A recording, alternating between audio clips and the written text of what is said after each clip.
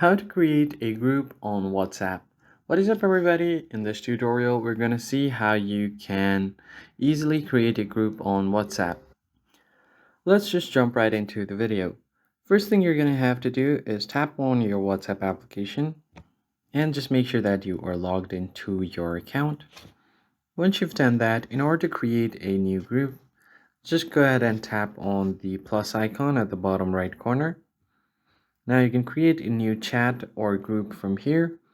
Now just go ahead and tap on this new group option up top.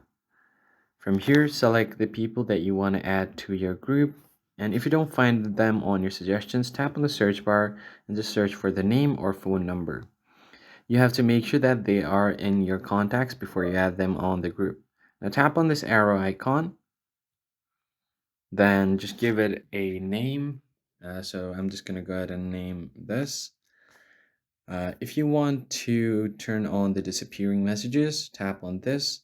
You can set your disappearing messages and you can edit your group permissions as well by tapping on the gear icon.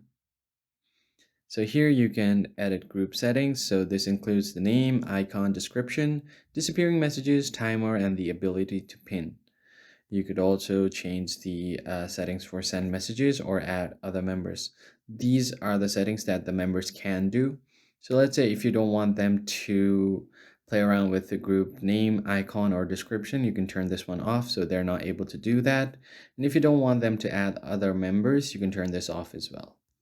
So once you have done that, you could also turn on admin approval. So they can only be added to the group after you have approved them.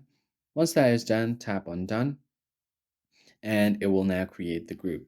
So if you want to add a picture, tap on the picture icon.